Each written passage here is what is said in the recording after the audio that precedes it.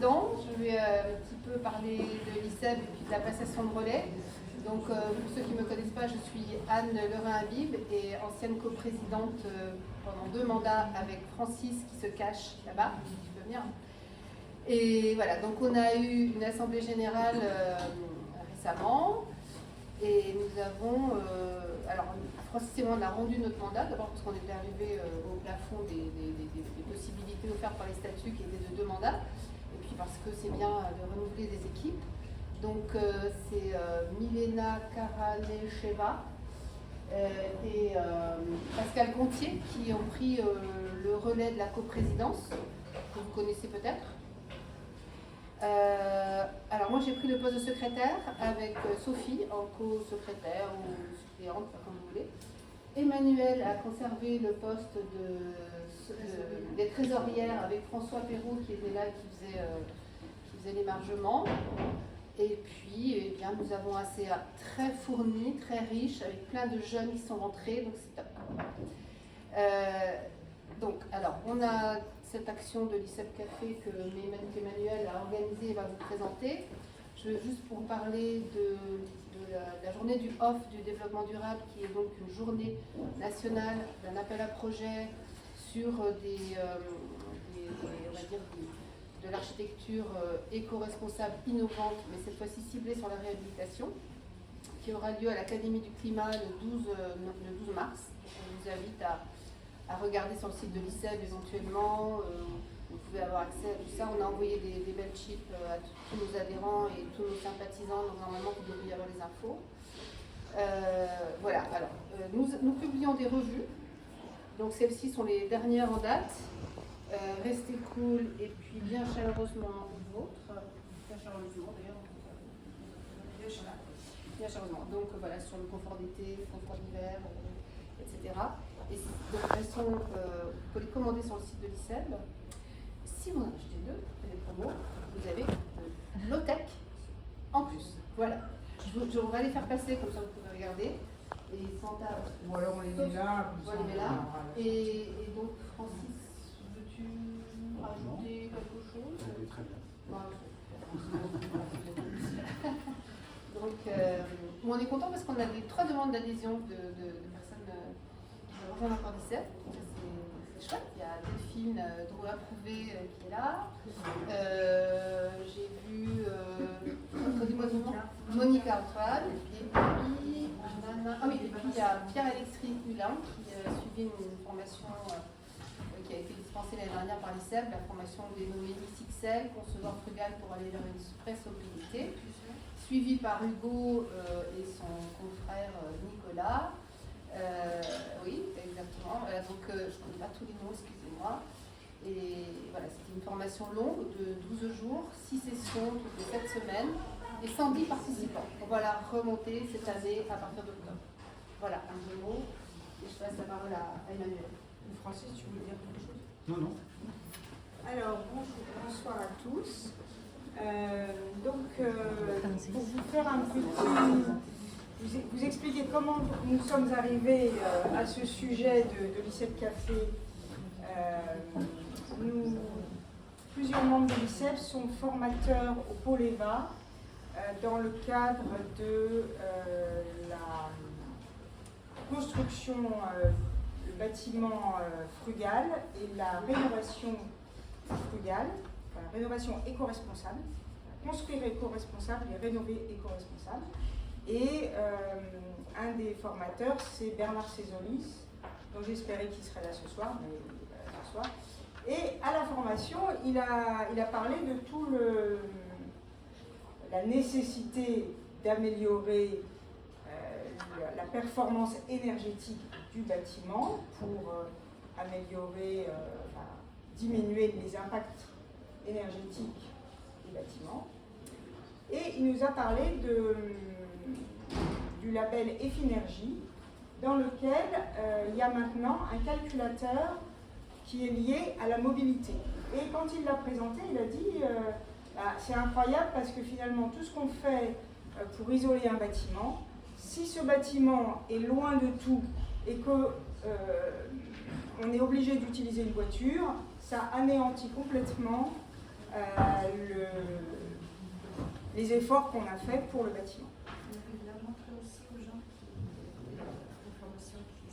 Voilà. Donc, du coup, il a dit « Ah, mais il faut qu'on fasse un ICEP Café là-dessus ». Et puis, il se trouve que Frédéric Errand est aussi dans une association dans laquelle je suis aussi. Et on pédalait le 1er janvier, parce qu'on fait une randonnée le 1er janvier. On allait du château de Vincennes au château de Versailles en pédalant. Et on discute de ça. Et Frédéric me raconte des tas de choses sur l'impact des véhicules, l'impact des déplacements, etc. Et j'ai apporté le livre, un des livres que Frédéric Errand a écrit, donc Le Retour de la bicyclette. Mais si ça vous intéresse, je vous recommande aussi d'écouter un podcast de la série documentaire, LSD, ça s'appelle, sur France Culture, sur la Vélorussion, dans lequel il intervient, ainsi que des tas d'autres personnes sur ces questions-là. Et il a accepté, donc il est professeur, mais peut-être que tu vas te présenter, Frédéric, professeur, chercheur, urbaniste, économiste, et donc spécialiste de toutes ces questions de mobilité. Et il nous fait le grand honneur de venir nous présenter des tas de choses autour de cette question. Donc le système de l'ICEP Café, c'est qu'on a à peu près 1 heure de présentation, on laisse la présentation se dérouler, et ensuite on a 1 heure d'échange, de débat, et ensuite on boit un coup et on grignote si on a envie pour continuer à parler. Tu diras qu'on est en train d'enregistrer. Comment ? Qu'on enregistre la... Et normalement, on enregistre cette conférence et on enregistrera les questions et éventuellement on le mettra sur le site. Si ça vous dérange pas, je tournerai s'il y a des questions, je tournerai la caméra et puis on va... Voilà. Merci. Bon, ben merci et bonne... Alors, je ne sais pas s'il faut qu'on éteigne les lumières ou on laisse comme ça. Ça va, vous voyez bien? Oui. On peut laisser comme ça. Bon. Alors, merci Emmanuel. Bonsoir à tous. Merci à l'ICEP de cette invitation. Ravi d'être là. Est-ce que vous m'entendez bien derrière? Ça va? Bon, je crois que je n'ai donc pas besoin de micro. J'ai l'habitude de parler en public, étant effectivement enseignant-chercheur. Non pas professeur, mais maître de conférence émérite, parce que je suis à la retraite depuis peu, que j'ai donc le temps de faire des conférences. Bon. Je vais vous parler de mobilité. C'est un très vaste sujet. Et c'est pas facile pour moi de faire le tri dans tout ce que j'avais envie de vous dire ce soir. Donc c'est forcément un peu un choix subjectif. Je vais essayer de le relier à ce que j'imagine que vous savez par ailleurs. Parce que vous êtes travaillez dans le bâtiment, architecte, urbaniste, vous travaillez aussi peut-être sur la conception d'écoquartiers, que sais-je, j'imagine des choses. Et je vais donc essayer de me raccrocher un peu à ce que vous savez déjà. On aura de toute façon 1 heure de questions pour que vous me demandiez des compléments sur plein de choses. Alors comment je travaille? En fait, ça c'est rapidement dit, je travaille toujours dans une perspective longue, parce que vraiment on ne comprend pas grand-chose à la mobilité si on se contente des dernières années, des 10 prochaines années. Dans les 10 prochaines années, rien ne va tellement changer, peut-être un peu plus de voitures électriques, et on se dit que peut-être la voiture électrique c'est la solution. Mais si on se projette un peu plus loin, la voiture électrique c'est sûrement pas la solution, par exemple. Bon. Donc, un recul historique important, des comparaisons internationales, il faut pouvoir parler d'autres pays, regarder un peu ailleurs ce qui se passe, car nous n'avons rien de spécial en France, on n'est pas un pays très particulier, on est dans la moyenne des pays occidentaux, voilà. Et puis enfin, une approche à un mot nouveau, omnimodal, mais c'est facile à comprendre. Je m'intéresse à l'ensemble des modes de déplacement. Alors comme j'ai commis ce livre sur le vélo, hélas on m'a mis un gros mot, un gros vélo écrit sur le front, là, et beaucoup de gens m'associe qu'au vélo. C'est dommage parce que je travaille sur, vous allez le voir, sur l'ensemble de la mobilité. Et c'est ça qu'il faut comprendre justement, comment tout s'articule. Le plan, il est basique. Diagnostic, méthode, solution. Ça vous va? Vous n'avez pas le choix. Allez, on va passer un peu de temps sur le diagnostic, parce que vraiment, si on ne comprend rien à la situation d'aujourd'hui, quels sont les enjeux, en gros, on ne peut pas savoir quelles sont les bonnes solutions. Et le problème, c'est que le diagnostic, il n'est pas facile à dire, parce qu'en fait, vous l'avez compris, il y a un mode de déplacement qui pose vraiment problème, c'est la voiture. Et donc, dès qu'on fait un diagnostic complet sur la voiture, il ose critiquer un peu trop la voiture. Voilà ce qu'on me reproche souvent. Mais moi, je suis enseignant-chercheur et donc je peux me permettre, ce que ne peut pas faire un élu, ce que je comprends bien, je peux me permettre de passer du temps à dire ce qu'il en est de la voiture. Alors, on va tout de suite regarder, il y aura quelques courbes, quelques chiffres, mais pas trop. De toute façon, il n'y a rien de compliqué. Ce qu'il faut comprendre, c'est que, vous voyez, quand vous prenez un recul suffisant, quand vous partez de 1960 jusqu'à aujourd'hui, on doit cela à un jeune chercheur qui fait un peu le buzz en ce moment, vous connaissez peut-être Aurélien Bigot. Il a sorti une thèse en 2020, extra, parce que justement, il a pris le temps de prendre un vrai recul. Alors, qu'est-ce qu'on voit là-dessus?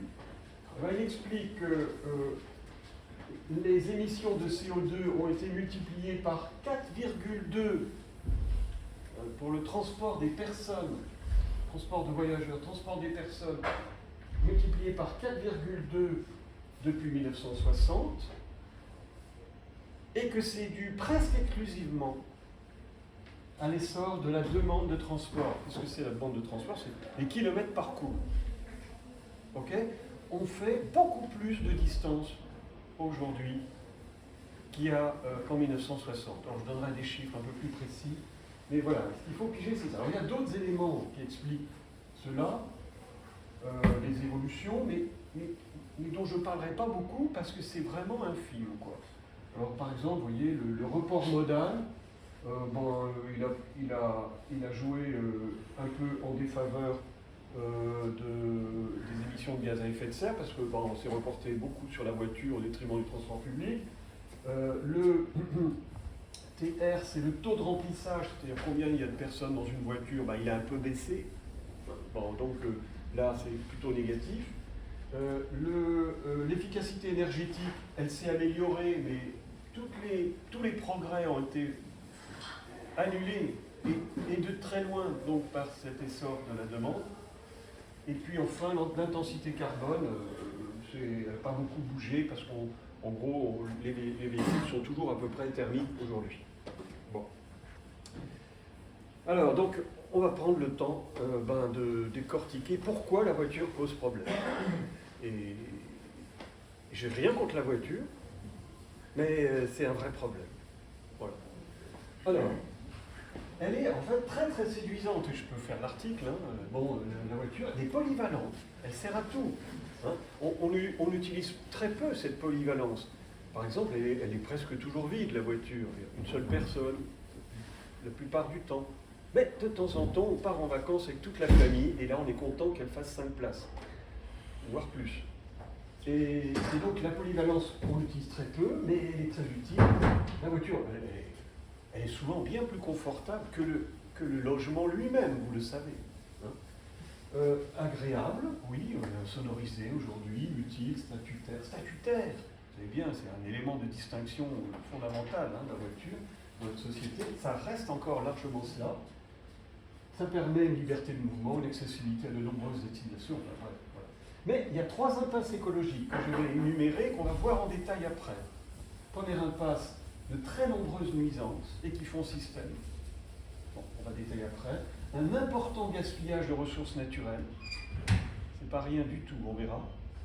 Et puis, la voiture électrique n'est qu'une solution partielle pour la réduction des émissions de gaz à effet de serre. C'est vraiment de loin pas suffisant, on le verra. Et en plus, ça je l'évoquerai juste ici, je ne vais pas le développer après, c'est une impasse économique, car elle est de plus en plus chère. On a des chiffres vraiment incroyables.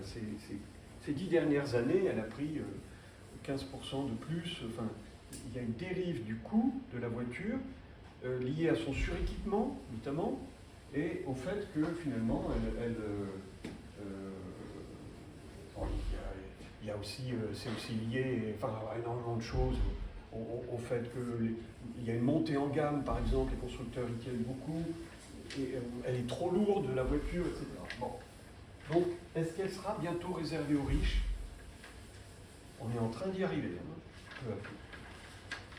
Conséquence. La conséquence, et là j'explique déjà où je vais, hein, quelle est ma thèse, si vous voulez, que je vais développer dans cette conférence, c'est que la voiture n'est donc pas une solution, qu'il va falloir modérer la circulation automobile. C'est un concept, modération de la circulation, je vais expliquer ce que c'est, hein, ça veut dire réduire la vitesse et le volume du trafic. On y sera obligé, on le veuille ou non d'ailleurs, je expliquerai pourquoi. Et on le fera pour traiter à la source et globalement l'ensemble des nuisances, notamment réduire les émissions de gaz à effet de serre et la consommation de ressources. Bien, on va détailler un peu tous les différents points. Les nuisances des transports. Je n'ai pas encore dit, mais je ne m'intéresserai, parce que c'est impossible de tout dire, qu'à la mobilité des personnes et pas des biens. Parce que, bon, bien qu'il y ait beaucoup de choses assez similaires, hein, quand on comprend bien la mobilité des personnes, on comprend pas mal de choses aussi à la mobilité des biens, mais ça demanderait quand même beaucoup plus, enfin, plein d'éléments complémentaires pour que ce soit vraiment traité comme sujet. Donc désolé, je ne vais pas le voir. Mais enfin, s'il y a des questions, je répondrai. Alors, habituellement, on retient 4 nuisances des transports, et pas plus. On vous dit toujours, il y a un problème de pollution, de bruit, d'accident, de congestion. Voilà. Et dans la plupart des discours, ou même des synthèses concernant les nuisances, on ne retient que ces principales nuisances. Sous-entendu, le reste, c'est pas grand-chose. On va voir que c'est énorme le reste. Bon. Mais avant cela, il faut comprendre que même si on vous dit que ces problèmes sont en passe ou pratiquement réglés, par exemple la pollution, il n'y a qu'à mettre un filtre à particules, un pot catalytique, la voiture électrique va quand même à l'échappement, il n'y a plus rien. Bon, on se dit qu'il y a des solutions. La pollution, elle a énormément baissé, notamment grâce aux normes euro anti-pollution, qui ont été un progrès considérable. C'est des divisions par 10, par 5, par 10 des différents polluants. Le bruit, on a fait aussi d'énormes progrès, parce que ça c'est grâce là encore à des normes euro de réduction du bruit. Les accidents, division par 5 depuis les années 70, grâce aux limitations de vitesse, contrôle d'alcoolémie, aux routes et aux véhicules plus sûrs, c'est tout à fait vrai. Donc, bref, l'accidentalité est réglée, disent pas mal de mes collègues. La congestion, elle reste quand même importante. Hein. On parle en kilomètres de bouchons lors des différents moments de l'année, mais bon, voilà. Enfin bref, finalement, c'est pas si grave, quoi, ce qui se passe. Voilà ce qu'on nous dit. Et quand on gratte, et on se rend compte que c'est bien plus compliqué. Donc, par exemple, la pollution est-elle un problème réglé? Eh bien, vraiment non. Pourquoi? Parce que, prenons le cas des particules. Les particules fines, il y en a beaucoup moins. Mais à cause d'une combustion plus complète, on a maintenant des particules ultra fines qui, elles, se révèlent bien plus nocives pour l'organisme que des particules fines. Pourquoi? Parce que les ultra fines ont une dimension inférieure à 0,1 micron et pénètrent la barrière des poumons jusque dans le sang, remontent au cerveau, dans le fœtus de la femme enceinte. C'est en fait plus grave que la pollution par les particules fines, simplement fines. on croit avoir réglé le problème et on découvre, par les nouvelles analyses scientifiques, que le problème, il existe toujours et il s'est même aggravé. Bon. Forte nocivité. Oui, ça je l'ai dit. Alors, il y a plein d'autres polluants. Je ne peux pas détailler, mais enfin, ce sera pris en compte dans la future norme Euro 7, mais il y a lobbying d'enfer des constructeurs automobiles qui disent ne nous accablez pas de normes supplémentaires pour le thermique alors qu'on est en train de passer à l'électrique. Bon, et il commence à être entendu. Donc en fait, la pollution, quand on regarde les différents polluants, on s'aperçoit que c'est une soupe de polluants très nombreux dont on ne connaît que les conséquences de chacun des polluants séparément. Quid des réactions chimiques entre tous ces polluants? Il n'y a qu'une seule de ces réactions qu'on connaît bien, c'est par exemple le problème de l'ozone. L'ozone ne se fabrique que en présence de certains polluants et de soleil, et donc surtout l'hiver. Et l'ozone est détruit par certains polluants en zone dense, mais pas en périphérie, si bien que, je ne sais pas si vous arrivez à me suivre, si bien que là où il y en a le plus dans l'Île-de-France, eh bien c'est dans la forêt de Rambouillet. Là où vous amenez vos enfants voir les biches et les sangliers. Voilà. Donc en fait, c'est très complexe, quoi. Le bruit, bon, on pensait avoir tout compris du bruit, pas du tout. Il y a des études toutes assez récentes, Airparif a publié encore récemment, mais pas tout seul, enfin, c'est une communauté internationale qui travaille, de chercheurs qui travaillent sur le bruit, qui se rend compte que le bruit a des conséquences sur les maladies cardiovasculaires. Bon, je ne sais pas par quel mécanisme, moi je ne suis pas médecin, mais c'est nouveau, quoi. Et on se dit, ah oui, donc finalement c'est plus grave qu'on croyait. Les morts, bon, c'est dramatique, les morts sur la route, on est beaucoup occupés. Et aujourd'hui, on meurt moins sur les routes, mais il y a beaucoup de blessés graves qui gardent des séquelles pour la vie. Et là, ben voilà, c'est vraiment dommage qu'on découvre ça seulement maintenant et on se rend compte du désastre que ça crée dans les familles. Le trafic induit. Alors là, il y a toute une histoire que je suis en train de reconstituer, c'est très complexe. En gros, vous dites, et vous avez raison, les autoroutes sont des aspirateurs à voiture. Parce que c'est comme ça qu'on dit dans le langage courant.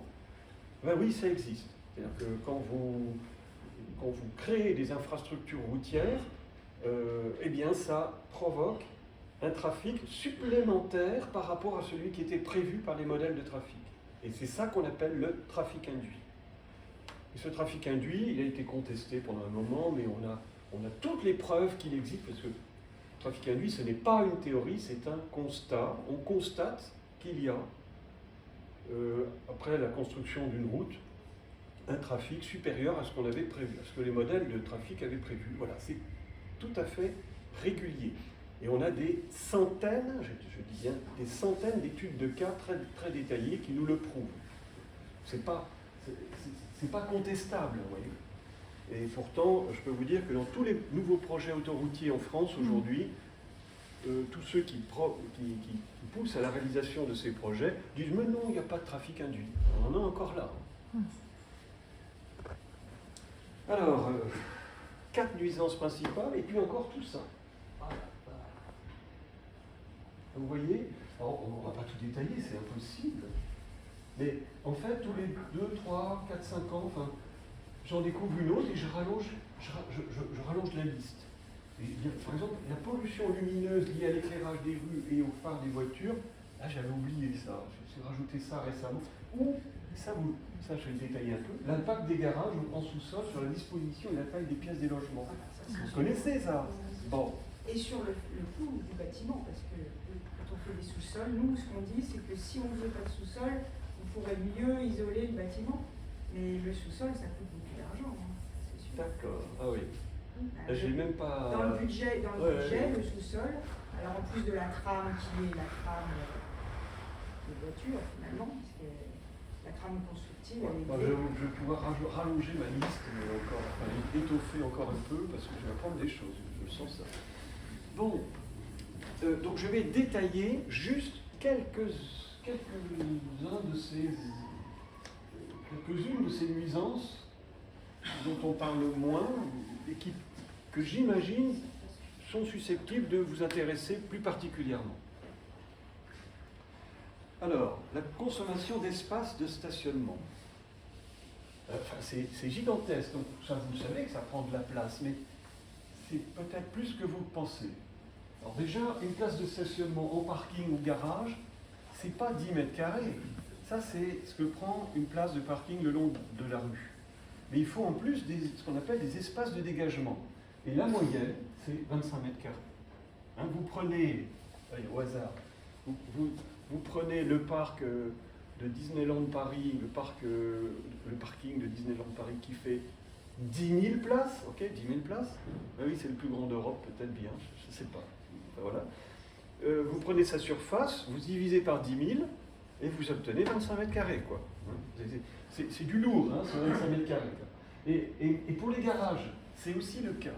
Parce que devant les maisons, vous savez qu'on n'a pas le droit de faire un garage dont on débouche directement sur la route. Il faut le mettre en retrait, parce que sinon c'est dangereux de sortir sa voiture comme ça directement sur le trottoir, etc. Donc le garage doit être en retrait, il y a une descente de garage, enfin, il y a un espace.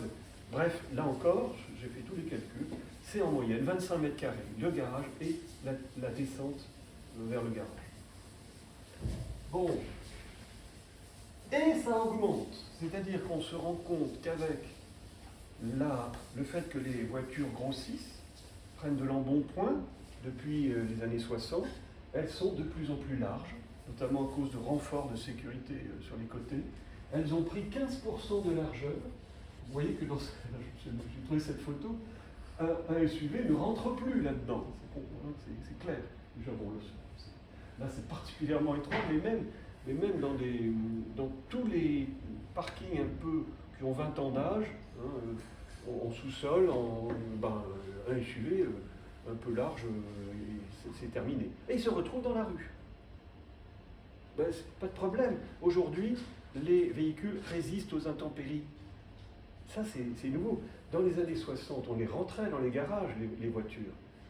Mais aujourd'hui, on peut les laisser dehors. Ça ne s'abîme pas trop. Il y a combien y a-t-il de garages qui servent à autre chose qu'aux voitures? J'ai trouvé un chiffre.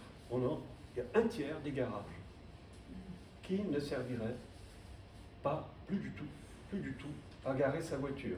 Donc qui ont été transformés en pièces à vivre, en débarras, en atelier, en salle de jeu pour enfants, en studio carrément loué, quoi.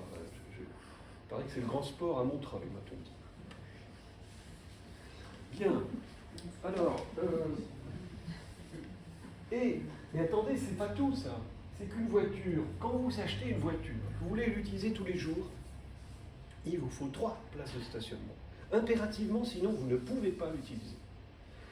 Il vous faut une place au domicile, bien sûr, une place au travail, et puis une place partagée ailleurs. Voilà. Alors, bon, je ne peux pas rentrer dans tous les détails, ça fait en gros 65 mètres carrés. À comparer à, et ça vous avez les chiffres en principe, 15 mètres carrés par employé au travail, espace commun compris. Un bureau, alors un bureau c'est plus petit, hein. Et si on tient compte de la cantine, des salles de réunion et des couloirs, eh ben c'est 15 mètres carrés par employé. Et puis 40 mètres carrés par personne en France pour se loger, y compris les résidences secondaires. Vous saviez ça? C'est un chiffre qu'on trouve assez facilement. Et bien le total fait moins que ce dont a besoin de la voiture, mais que pour le stationnement. Voilà, donc en fait c'est spatiophage, une voiture, c'est incroyable. Alors, autres éléments sur le stationnement, alors quel est le taux d'occupation annuel de quelques types de stationnement? Sur toute l'année, 24 heures sur 24, 7 jours sur 7, 12 mois par an, eh bien, ça peut monter jusqu'à 98% dans la rue, mais ça tombe très très vite. Par exemple, 10% en hypermarché. les places à l'hypermarché ne sont occupées que 10% du temps total dans l'année. Et on peut même tomber à 5% au stade. Ce qui n'empêche pas de faire d'énormes parkings à étages, par exemple à côté du stade de Lille, où je travaille, enfin, non pas au stade, mais mon université est à côté du stade Pierre Mauroy, qui n'aimait pas le football, mais enfin bon, il se trouve avec un stade à son nom, et qui donc, oui, le stade, oui, tous ces parkings à étages autour du grand stade de Lille sont vides, mais pratiquement, je pense qu'on est à un taux sans doute encore moindre que 5%. Avec de l'argent public, on a construit tout ça. Bon. Part de l'espace occupé par la voirie et les parkings. Alors, c'est énorme. Moi, ce qui m'horrifie le plus, c'est dans les grands ensembles d'habitat collectif, c'est la moitié de la surface qui est occupée par des parkings. Ah, alors, après, les sociologues vous expliquent, mais c'est des parkings qui sont des espaces de vie, où on fait du barbecue le week-end, on répare sa voiture, on surveille les enfants qui jouent entre les voitures. C'est quand même pas top. Bon. Voilà, après, il y a un choix détaillé. Évidemment, je vous donnerai cette présentation. Ce qui paraît bizarre, c'est 25% dans les lotissements. Oui, même les lotissements. Mais on dirait que c'est moins que dans les grands ensembles, alors que nous, on a l'impression que pour loger un lotissement, il y a beaucoup plus de routes pour desservir les petites maisons que dans un grand ensemble. En fait, c'est une moyenne d'études de cas que j'ai fait. J'ai pris au hasard, enfin voilà. Et bon, alors après, on peut. C'est 25% de l'espace, c'est pas 25% par rapport à un. De l'espace urbanisé. Ouais, d'accord. Bon, après, c'est discutable. On peut. Le problème, c'est qu'il n'y a jamais d'études là-dessus. Donc, je vous donne un ordre de grandeur.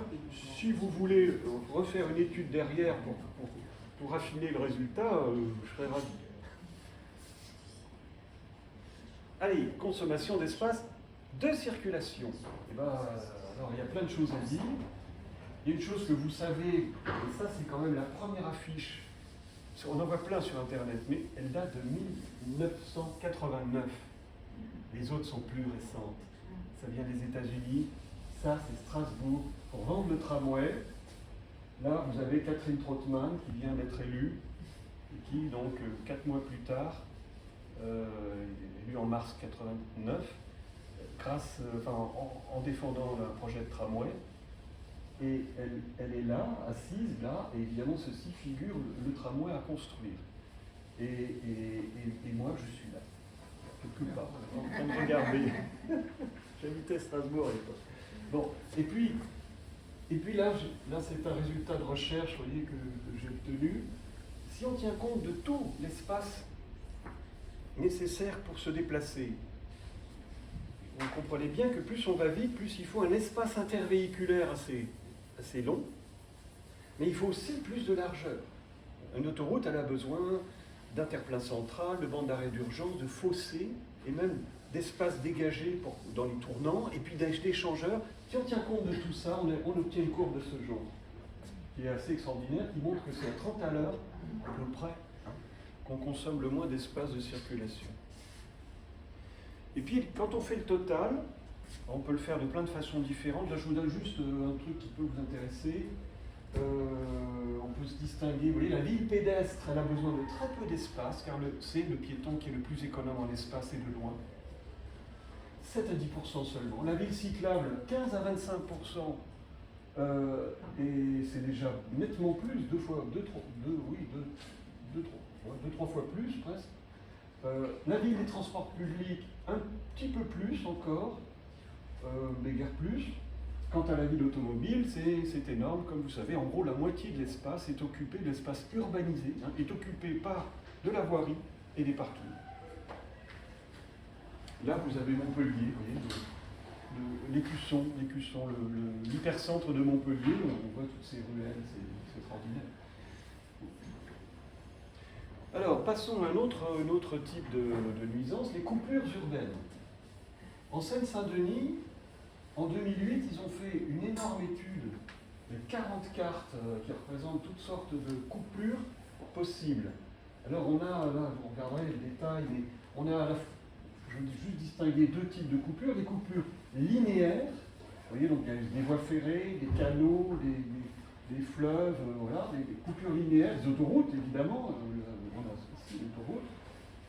Vous avez les autoroutes, tout ça, des coupures linéaires et puis des coupures surfaciques. Par exemple, là, le cimetière de Pantin, 1 km².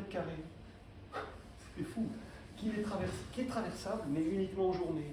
Dès que le cimetière ferme, ben, tant pis, hein, si vous travaillez là, que vous habitez là, vous faites tout le tour. Ben, voilà, donc il y a plein de choses à raconter. Ils ont fait un diagnostic terrible. En fait, c'est le royaume des coupures, hein, la Seine-Saint-Denis. C'est pas un hasard non plus, s'il y a tant de problèmes sociaux. En fait, ils ont découvert qu'il y avait 21 secteurs enclavés, dont 10 secteurs à la fois enclavés et encerclés de coupures dures. Voilà, ils sont arrivés à ce constat. C'est encore à ce jour, c'est le diagnostic le plus précis sur les coupures urbaines et tout ce que ça provoque. Ils n'ont pas de sous pour traiter tout ça, mais ils ont quand même commencé. Donc, par exemple, sur le canal Saint-Denis, là, ils ont quand même construit 4 passerelles piétonnes cyclistes. Ah oui, donc, il y a un travail énorme à faire, mais il est commencé. Alors, l'impact des garages. Donc là, moi, je ne suis plus dans mon domaine. Tu m'as déjà dit qu'il y avait des choses que j'ai oubliées, là, sur le fait qu'on pourrait carrément ne pas mettre de garage. Ben, disons que, très simplement, on est obligé d'avoir souvent des bâtiments plus larges, parce que c'est ce qui permet d'optimiser au mieux les places de parking sous le bâtiment.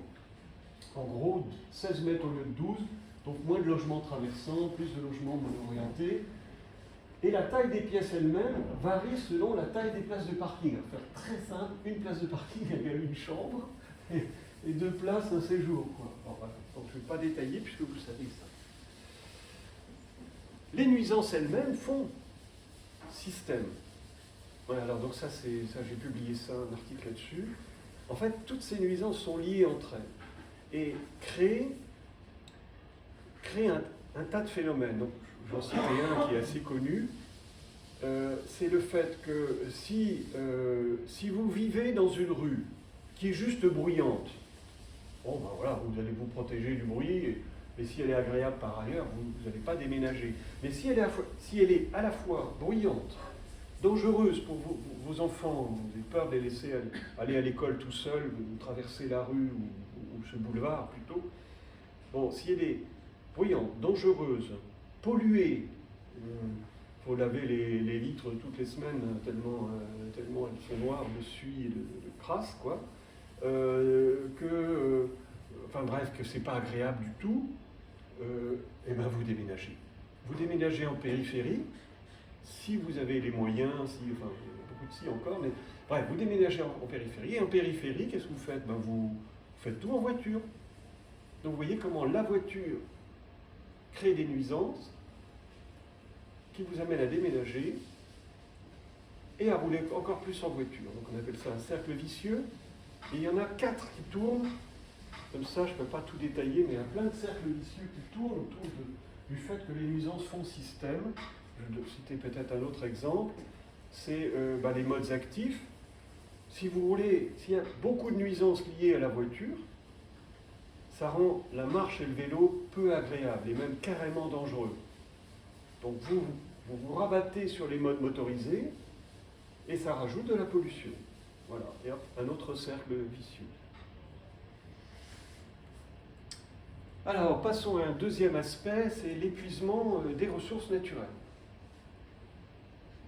Et là, c'est une chose qu'on évoque peu, c'est pas encore d'actualité. Bon, voilà, si vous voulez, il y a des thèmes à la mode qui ont raison d'être à la mode. Par exemple, aujourd'hui, on parle des émissions de gaz à effet de serre, effectivement, c'est hyper important.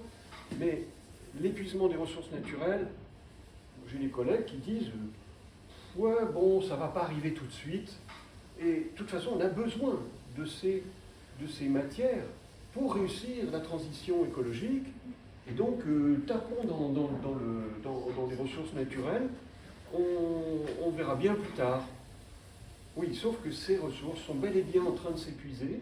Alors ça, c'est tout simplement la croissance du parc automobile dans le monde. Et on est à déjà, en 2020, là j'ai 1,2 milliard. Mais j'ai encore lu récemment, tout récemment, j'ai lu qu'on estime que c'est peut-être plutôt déjà 1,5 milliard aujourd'hui. Ça m'a paru... enfin, bref. Il y a des bagarres de chiffres, mais... Bref. Le problème, c'est quid en 2050? Alors on nous dit, oui, bon, il pourrait y avoir carrément le double, c'est-à-dire peut-être 2,5 milliards de voitures, 3 milliards, disent certains. Bon. Donc vous voyez que c'est exponentiel et qu'on est loin d'en sortir. Alors, regardons ce qu'il y a derrière. En fait, pour fabriquer des voitures, et notamment des voitures qui polluent moins, des voitures électriques, eh bien, il faut utiliser des métaux de plus en plus variés, des métaux rares, pour avoir de plus hautes performances. Hein, si vous voulez avoir un moteur électrique très, très performant, ben, il faut du cobalt, du nickel, que sais-je, voilà. Et je ne sais pas si vous connaissez ce... Ah, c'est extraordinaire. Il se trouve que c'est la société des chimistes européens qui a présenté autrement le fameux tableau de Mendeleïev des 90 éléments de base. Ça, vous l'avez vu quand même dans vos études. Hein. Bon, alors, donc ce tableau, il est déformé par le fait de... selon le... Vous voyez, s'il y en a beaucoup, ça devient plus gros. Si c'est rare, ça devient orange et surtout rouge. S'il y a des guerres, par exemple, là on voit je sais plus, c'est pas très visible mon truc. Le cobalt, je sais qu'au Congo, il vient surtout du Congo et que hélas, il y a des rivalités entre bandes pour se l'approprier. Enfin, c'est terrible, terrible.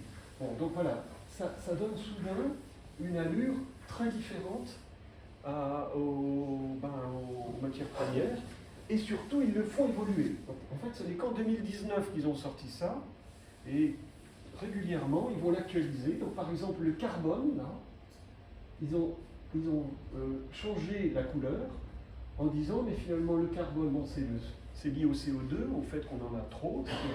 Et donc, ils ont réfléchi.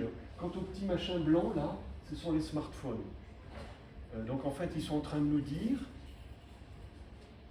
qu'on n'aura pas toujours des smartphones, car on est en train d'épuiser les ressources. Et qu'est-ce que c'est qu'une voiture moderne aujourd'hui? C'est un smartphone sur roue. Ou pas loin. Et donc je suis en train de vous dire, rien qu'avec ça, que dans 30 ans, dans 50 ans, on aura moins de voitures. Parce qu'on est en train d'épuiser les ressources.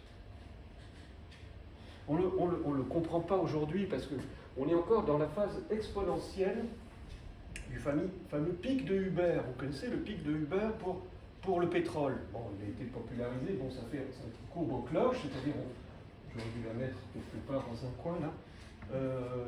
Donc, on utilise de plus en plus une matière, en fait, quelle qu'elle soit. Il y a, comme disent les Américains, il y a un pic de tout. Il y a un pic pour le pétrole, mais aussi pour tous les autres matériaux, bien entendu. Tous. Et ce pic, selon les spécialistes, les 30 les plus utilisés parmi les matériaux connaîtraient leur pic, tous, avant la fin de ce siècle. Alors évidemment, est-ce que ça va être sûr, ça? C'est des projections, ça dépend de beaucoup de choses. Enfin, tout ça pour vous dire que vos petits-enfants ne connaîtront peut-être pas du tout l'abondance que nous connaissons aujourd'hui en matière de matériaux. Bon. Alors, les gisements sont aussi de plus en plus difficiles à exploiter. Il faut plus d'énergie, vous savez, pour exploiter des gisements plus difficiles d'accès. Et donc, on a des coûts d'exploitation accrus. C'est aussi cela qui va expliquer à long terme le fait que les voitures coûteront de plus en plus cher. Tout simplement parce qu'elles contiennent des matériaux qui, eux, inévitablement, finiront par être de plus en plus chers. Mais comme vous le savez, à court terme, le cours des matières premières, il est très fluctuant. Donc ce n'est pas visible dans une courbe à court terme, mais à très long terme, bien sûr que ça peut commencer à se voir. C'est aussi des métaux de plus en plus difficiles à recycler, parce que un des arguments qu'on nous donne toujours, c'est recyclable, tous ces métaux. Oui et non. C'est-à-dire qu'on fait des progrès dans le recyclage, mais on a aussi de plus en plus des usages dispersifs des métaux. Vous savez que le long des autoroutes, vous avez vu, on a construit des bassins de rétention des eaux pluviales, parce qu'elles lessivent les routes chargées de métaux lourds, liés à l'usure des voitures. Bon. Et pour récupérer les métaux dans ces bassins, pourtant, vous voyez, ils sont récupérés, quoi. Pour récupérer les métaux lourds dispersés dans les poussières, c'est impossible. Bon. C'est déjà bien qu'on ne mette plus, que ces métaux lourds n'aillent plus dans les champs à côté, hein, c'est déjà bien. Mais quant à les récupérer, c'est juste impossible, ou ça coûterait une fortune, si on arrivait à le faire. Bon. Alors, les alliages sont donc de plus en plus sophistiqués, et ça aussi, ils sont plus sophistiqués pour obtenir des propriétés plus meilleures, hein, mais en faisant cela, on les rend plus difficilement recyclables. Et par exemple, dans l'industrie automobile, vous ne fabriquez pas une tôle de voiture avec de l'acier de récupération. Parce que cet acier, il est trop chargé d'impuretés. Ça ne peut être qu'un acier de première production. Voilà. Et puis, qu'est-ce que je peux encore dire? Et puis, quant aux dégâts miniers, les dégâts miniers, je vous renvoie aux travaux, je ne sais pas si vous connaissez cette association Systext. En fait, ce sont des ingénieurs des mines consternés par le fait qu'on prétende qu'une mine puisse être verte, qui ont décidé de créer une association où il reste, on ne sait pas qui c'est, parce qu'ils restent anonymes, car ils sont évidemment dans des sociétés, et ils se feraient licencier, quoi, si on découvrait que... Bon, donc cette association, elle a sorti plusieurs rapports qui sont extrêmement bien sourcés, quoi, avec qui utilisent toute la littérature internationale la plus reconnue. L'acier, quand même, l'acier, le premier acier, l'acier, si on veut qu'il soit très résistant, il doit avoir une part de recyclé. Ça le rend beaucoup plus... Ok, bon, je ne savais pas. Mais bon, beaucoup d'aciers de seconde main finissent en rond à béton. Il y en a, on m'a dit. Oui. Bon. Oui, mais après, si vous voulez, moi, je suis incapable de donner tout le détail. Je vous donne les sources. Donc, vous avez vu, il y a des sources à peu près. Plein de choses que je dis, il y a des sources, et vous les aurez à la fin du... Bon, après, j'ai mis le... Enfin, c'est immense, hein, comme travail pour sourcer tout ça. Alors, la voiture électrique, est-ce que c'est une solution? Eh bien, non. Cela dit, ça ne veut pas dire qu'il ne faut pas du tout l'utiliser, mais que ce ne sera qu'une solution partielle. Alors, pourquoi? Parce que par rapport à une voiture thermique, il y a des améliorations incontestables, il y a une baisse du bruit, mais en fait seulement en dessous de 50 à l'heure, parce qu'au-delà de 50 à l'heure, ce n'est pas le bruit du moteur qu'on entend, c'est le bruit du roulement, et enfin, à grande vitesse, c'est le bruit aérodynamique. Donc une voiture électrique sur une autoroute, je vous assure, ça fait autant de bruit qu'une voiture thermique. Il n'y a pas de pollution à l'échappement, hein, mais malheureusement, il y a quand même, pour les particules, une usure liée à l'abrasion des freins, des pneus, des chaussées. Et de l'embrayage. Et de l'embrayage, voilà, oui, j'ai pas mis l'embrayage, désolé. L'empreinte carbone, j'ai mis ça en rouge, j'aurais aurait dû mettre ça en vert, c'est quand même beaucoup mieux, non? C'est divisé par 2 à 3, par 4 si vous voulez, enfin, on ne va pas se battre sur les chiffres, mais selon la SNBC, Stratégie nationale, oui, je n'ai pas expliqué ça, Stratégie nationale bas carbone, c'est pas par 2 ou à 3 qu'il faut diviser les émissions, mais par 6. Donc on n'est pas dans les clous. Imaginez qu'en 2050, tout le parc soit devenu électrique, on aura fait à peine la moitié du chemin. C'est donc un vrai problème. Or ça, on ne l'entend jamais. Nos politiques nous font croire qu'il n'y a qu'à... Enfin, ils ne le disent pas vraiment, mais enfin, c'est sous-entendu, et plein de gens le croient. Il suffit de changer le parc, et puis tout ira bien. Eh ben non. Malheureusement, non, ça ne suffira vraiment pas. Évidemment, il s'agit d'empreinte carbone, surtout le cycle de vie du produit. Hein. Je ne l'ai pas mis, mais évidemment. Enfin, c'est maintenant comme ça qu'on compte. Et c'est des calculs très, très sophistiqués et très savants.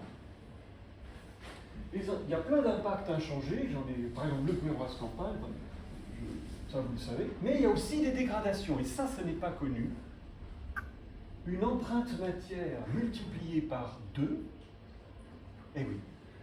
Pourquoi? Parce que le véhicule électrique fait appel à plus de matériaux, notamment des matériaux critiques, qu'une voiture thermique. Et on estime que pour une voiture électrique qui fait 1,5 tonne, par exemple la Renault la plus vendue, la Zoé, voilà, la Zoé. Alors la Renault Zoé fait 1,5 tonne, mais son empreinte matière, on l'estime à 30 tonnes. 30 tonnes. Ok? Donc, pour transporter, incroyable mais vrai, pour transporter en moyenne 110 kg de personnes et de charges, voilà ce qu'il y a en moyenne dans une voiture électrique, ok? Et thermique aussi, eh bien il faut 30 tonnes de matière. Soit un rapport de 1 à 270.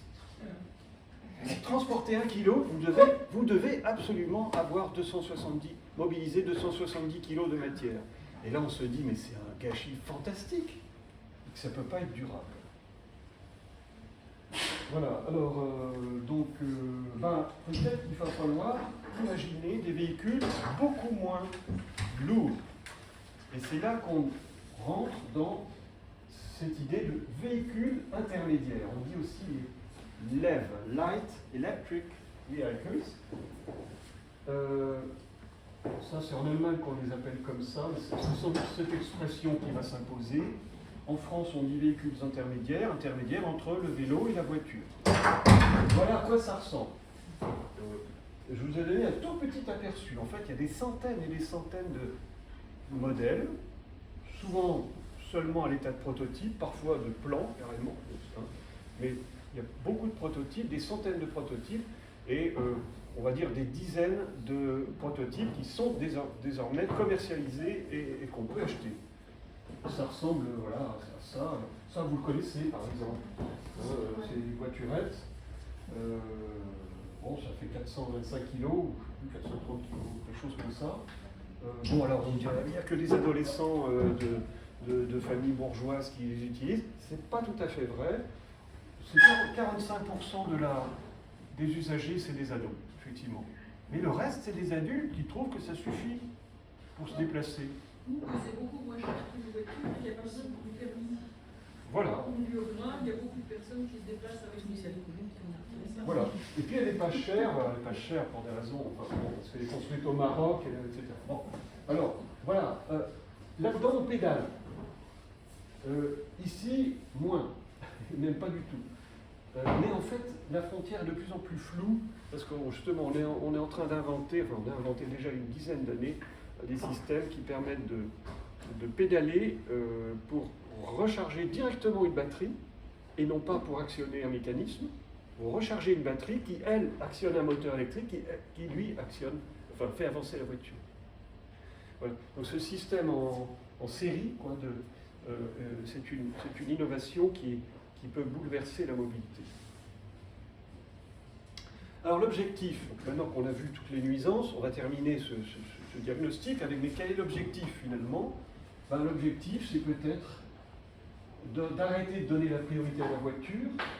Et si on critique, si on conteste le tout automobile, qu'on peut définir comme la priorité à l'automobile en toutes circonstances, par quoi va-t-on remplacer cela? Alors c'est en débat, et il y a quelques pays qui ont vraiment travaillé la question, notamment en Belgique. En Belgique, ils ont adopté dans les 3 régions, flamande, Bruxelles-Capitale et Wallonie, ils ont adopté le principe STOP, comme ils disent. STOP, ce sont les initiales en flamand d'un piéton, vélo, transport public, voiture. Donc, vous avez compris, priorité aux plus faibles et aux plus urbains. Et donc voilà, la marche d'abord, le vélo ensuite, les transports publics, etc. On peut raffiner, rajouter le transport de marchandises, détailler les différents types de vélos. Vous faites ce que vous voulez, mais ce qui serait intéressant, c'est qu'on ait ce débat en France. Et on ne l'a toujours pas. Alors on le voit, hein, on voit quand même cette hiérarchie inversée, on la voit dans pas mal de documents quand même, dans un PDU ici ou là, enfin vous voyez des plans de déplacement urbain, mais bon, ça mériterait un vrai débat de société, quoi. Alors, passons à la méthode. Je sais pas. Oh là là. Bon, oh la vache. Oui, je m'aperçois que je me rends pas assez vite. Hein. On a commencé à quelle heure? Oui, bon, faut que je me... Alors, méthode. 3 systèmes explicatifs de la mobilité des personnes. Premier système, en fait, c'est la ville elle-même. La ville, c'est un équilibre entre urbanisme et déplacement. Je pense que vous le savez plus ou moins, donc je vous le rappelle si vous ne le savez pas, mais c'est un équilibre. C'est-à-dire que, vous voyez, on va regarder tout de suite ça. Dans la ville pédestre, on avait une très forte densité de 100 à 200 habitants à l'hectare, et elle faisait 5 km de diamètre. C'est la Rome de l'Antiquité, 1 million d'habitants, 5 km de diamètre seulement. Ça laisse rêveur, hein. La ville des transports publics, 20 à 30 km de diamètre, parce que la densité est déjà beaucoup moins forte. Et puis la ville automobile, elle est très peu dense, et elle peut faire 100 km de diamètre. Voilà. Alors, donc tout ça, évidemment, derrière tout ça, vous avez une forme urbaine très différente. Vous avez une occupation du sol très, très différente aussi, le zonage avec la ville automobile, hein. Un habitat, un immeuble collectif, oui, il faut lire Astérix. C'est très bien rendu, hein, la Rome de l'Antiquité. On voit qu'il y a des immeubles de 4-5 étages, 4 étages. Il y avait des immeubles de 4 étages dans la Rome de l'Antiquité, et oui, c'était très très dense. Et puis, voilà, qu'est-ce qu'on peut encore dire? Oui, donc maison individuelle avec la ville automobile. Hein, donc en fait, ce qu'il faut comprendre, c'est que mobilité et mode de vie sont très étroitement imbriqués. C'est très lié, quoi. Alors voilà, bon, ça je passe, c'est des schémas qui disent la même chose. Deuxième système, c'est que les déplacements, le transport, si vous préférez, le système de transport ou de déplacement est très lié, enfin l'ensemble des modes de déplacement sont très liés et forment ce qu'on appelle un système de transport ou de déplacement. Et c'est ce qui permet de comprendre le report modal. Alors, le report modal, vous imaginez toujours, en général on dit, il n'y a qu'à appuyer sur tel bouton et bingo, on aura telle chose. Par exemple, on rend les transports publics gratuits et pof, génial, on va avoir plein d'automobilistes qui vont prendre les transports publics. Ça, c'est carrément faux. C'est très très simpliste. Bien, on va faire des aménagements cyclables et bam, on va avoir des automobilistes qui vont se mettre au vélo. On va prendre cet exemple, hein, c'est ce que dit ce schéma. Vous voulez améliorer les déplacements à vélo, en fait, les nouveaux cyclistes, eh ben, ce seront essentiellement, non pas des conducteurs de voitures, mais surtout des piétons qui vont se mettre à pédaler, ou des usagers des transports publics, et en fait, pas beaucoup de conducteurs, et plutôt des passagers. Ben voilà, c'est ça qu'il faut détailler et comprendre. Il faut comprendre comment tout se réassemble, hein, comment le report modal, c'est un changement dans la répartition modale. C'est ça qu'il faut piger. Et comment ça se redistribue complètement. Et pourquoi vous dites qu'il n'y a pas d'impact par exemple, je sais que la ville de Montpellier a fait le choix des transports publics gratuits. Alors, on pourra en parler.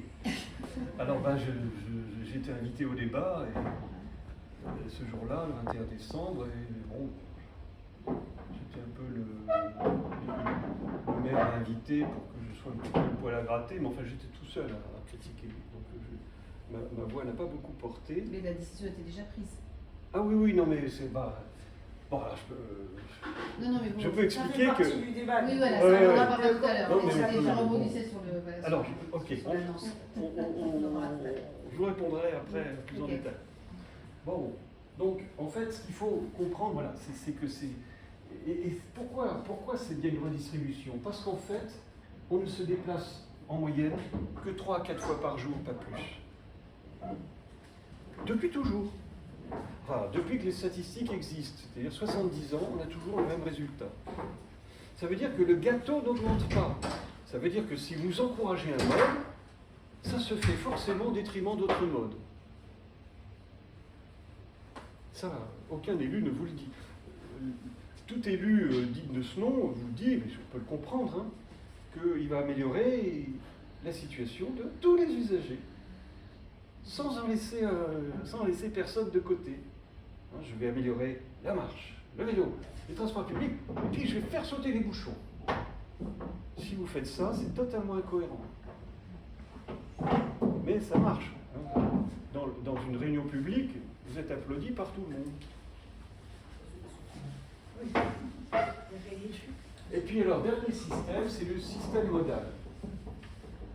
Oui, en fait, vous voyez, pour encourager un mode de déplacement, on croit qu'il suffit souvent, par exemple, de faire des aménagements cyclables. Et pof, les gens vont rouler à vélo. Ben non, il faut qu'ils apprennent à faire du vélo. Et oui, alors ils savent faire du vélo, mais à la campagne, par exemple, pas en ville. C'est quand même un peu plus difficile. Il y a plein de dangers, hein, vous savez, l'ouverture intempestive des portières, surtout l'angle mort des poids lourds, hein, c'est très important, hein, sinon vous y laissez votre vie. Hein. Enfin, il y a des choses à apprendre quoi, pour être en sécurité à vélo. On peut en reparler si vous voulez. Il faut aussi avoir un vélo en bon état. S'il n'y a aucun réparateur, il y a des... À Roubaix, j'y étais allé il y a 5 ans, il n'y avait aucun, dans une ville de 100 000 habitants, il n'y avait aucun réparateur de vélo. Aucun. Qu'est-ce que vous faites? Vous allez à Tourcoing, vous allez ailleurs. Voilà, bon, ça peut peut-être changé aujourd'hui, je ne sais pas. Et puis, il y a tout un système de règles qu'on oublie toujours. Il faut, par exemple, alors c'est des règles explicites, code de la route, mais aussi implicites. Par exemple, si vous êtes à vélo, je ne vous conseille pas, même si vous avez la priorité à droite, ne forcez pas. Non, non. Vous avez le droit. Si vous respectez strictement le code de la route, vous mourrez à vélo. Parce qu'il y a la loi du plus fort qui prime. Donc ça, c'est une règle implicite. Je vous assure que si vous ne la connaissez pas, danger.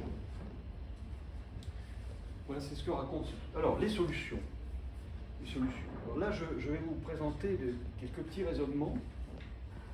Et puis après, on pourra évoquer des solutions comme le transport public gratuit. Mais je vais vous faire d'abord un raisonnement qu'on entend rarement, on va dire. En fait, comment traiter un problème? Je vous assure, il y a un truc très simple. C'est qu'il vaut mieux traiter le problème à la source. C'est plus efficace que de limiter ses conséquences. Ça, c'est, je veux dire, vous allez dans une entreprise industrielle ou sur un chantier de maison à construire, c'est le b.a.-ba.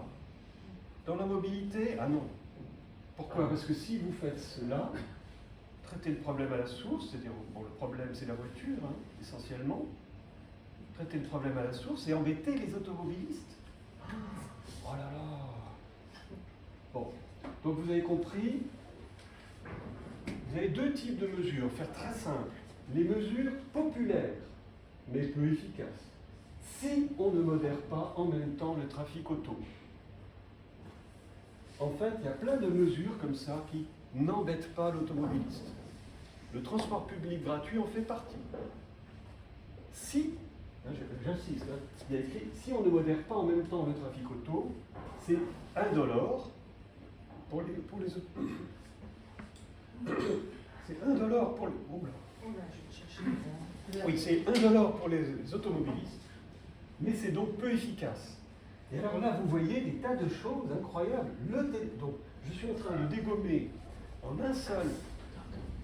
une seule diapositive le télétravail, le transport public gratuit, le covoiturage, le management des mobilités, les parcs relais, les vélos de service, certaines pistes cyclables, certaines... mais c'est des fous.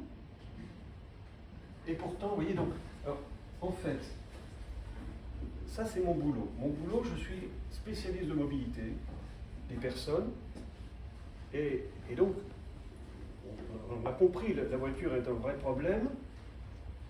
Merci. Comment faire pour traiter ce problème? En fait, on a une panoplie de solutions, 50, 60, j'en suis à une soixantaine de solutions. Je n'ai sans doute pas fait le tour, parce qu'il n'y en a pas. Voilà. Et je les étudie toutes les unes après les autres. Heureusement, je ne suis pas tout seul. On est une communauté scientifique qui étudie toutes ces solutions. Donc je tape dans la littérature internationale pour avoir des réponses. Parfois, je me dis, parfois j'apporte mon grain de sel, mais heureusement, ça existe. Enfin, les collègues bossent pour moi et moi pour eux. Enfin, on fait partie d'un collectif de chercheurs qui travaillent là-dessus. Alors, bon, donc, ça a quand même une certaine efficacité à court terme, mais un bilan maigre ou nul, carrément nul à long terme. Et puis alors, il y a deuxième type de solution, c'est les mesures efficaces, mais hélas impopulaires, et c'est celles, évidemment, vous avez compris, qui cherchent à réduire directement le trafic auto. Et là, vous avez deux grands types de solutions, tarifées ou régulées. Bon, tarifé, vous avez compris, hein, c'est faire payer l'automobiliste, ou réguler, c'est interdire d'une manière possible. Alors il y a tout un débat, est-ce qu'il vaut mieux tarifer ou réguler, mais on n'a même pas l'aborder. On n'a même pas l'aborder. Ouais. Alors, on a tout un jargon. En fait, ça consiste à augmenter le coût généralisé de la voiture. Le coût généralisé, c'est le coût privé, c'est-à-dire combien vous coûte votre voiture, pas seulement en carburant, mais en achat, en achat de la voiture, et donc il faut mettre de côté de l'argent pour la renouveler quand elle a fini sa vie.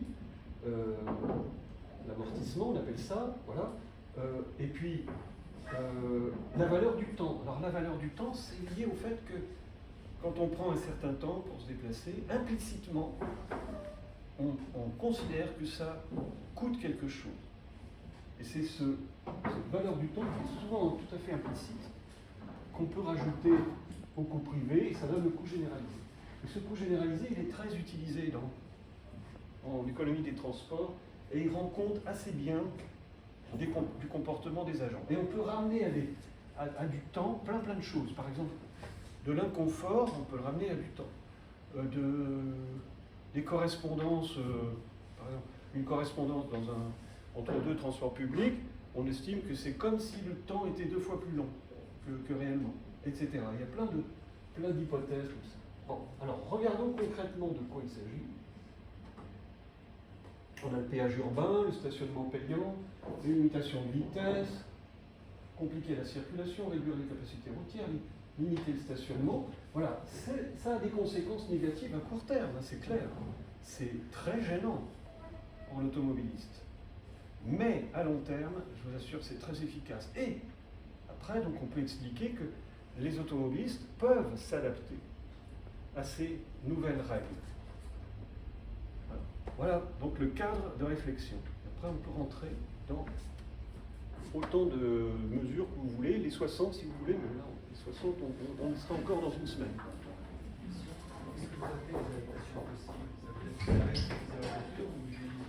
Alors, donc vous voyez, l'adaptation, ce sera quoi? Ben, on va prendre un exemple tout simple. On ferme la rive droite, sur la rive droite. La voie sur la voie Georges Pompidou, hein, voilà. On la ferme, 44 000 véhicules en moins, comme ça. Évidemment, il va y avoir plein de stratégies pour continuer à utiliser la voiture. Donc les KO, on va essayer les KO. Et si ça bloque, il y a un moment, on va renoncer à utiliser la voiture. Ceux qui peuvent, bien sûr, renonceront à utiliser la voiture et essayeront autre chose. Donc, il y a ce qu'on appelle du report modal, mais il y a aussi du report spatial. C'est-à-dire on va essayer d'aller sur d'autres voies, par exemple le boulevard Saint-Germain, périphérique carrément. Voilà, donc ça s'appelle du report dans l'espace, spatial. Et puis il y a aussi du report horaire, dans le temps, temporel. On va partir plus tôt pour échapper au bouchon, ou plus tard. Vous voyez, bon, tous ces reports-là, on peut les comprendre via des modèles de trafic. C'est des modèles très sophistiqués qui ont qui ont été inventés dans les années 50 aux États-Unis. On n'arrête pas de sophistiquer toujours un peu plus et qui répondent à peu près à ces trois questions. Mais ces modèles n'arrivent pas à expliquer ce qu'une partie du trafic s'évapore. Alors c'est l'exact inverse du trafic induit. Le trafic induit, je vais expliquer que c'est ce que n'arrive pas à expliquer le modèle de trafic. On s'aperçoit que quand on accroît la capacité de la voirie, on a du trafic supérieur à ce qu'avait prévu le modèle.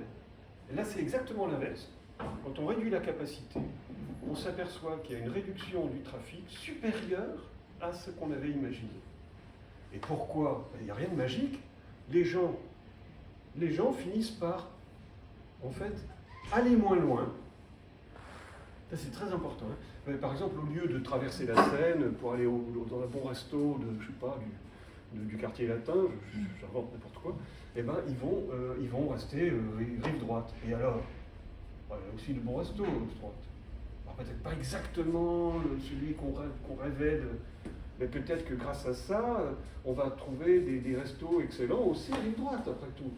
Et peut-être que des restaurateurs vont s'installer rive droite puisqu'il sera plus difficile de traverser. Enfin, on peut imaginer plein de choses, il y a plein d'adaptations. Okay, donc on va moins loin, et puis on va aussi déménager. Ou décider, bon là c'est vraiment trop difficile de vivre dans Paris avec une voiture. Allez, je me tire, Hidalgo, démission, je trouve une autre solution. Ben, ça arrive. Bon. Donc on a aussi comme ça une adaptation des automobilistes et en fait là encore, exactement comme pour le trafic induit, le trafic évaporé est un constat, pas du tout une théorie. C'est ceux qui veulent pas que ça existe qui disent que c'est une théorie. Donc Pécresse a dit il n'y a jamais eu de trafic induit, donc du trafic évaporé il n'y en a jamais eu. Si, il y en a toujours. Mais simplement il faut prendre les moyens de le mesurer. Et alors pour aller jusqu'au bout, elle a instrumentalisé l'Institut Paris Région pour essayer de lui faire dire qu'il n'y avait pas de trafic évaporé. Et l'Institut, très justement, a dit « Nous n'avons pas les moyens de mesurer s'il y a eu du trafic évaporé », ce qui est vrai.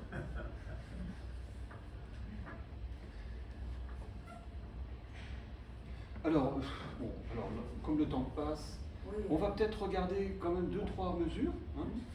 Le télétravail, alors vous dites, c'est quand même une solution, enfin si on reste chez soi, on ne se déplace pas, c'est bon, non? Ben non. Et là on a plein d'études. Qu'est-ce qui se passe?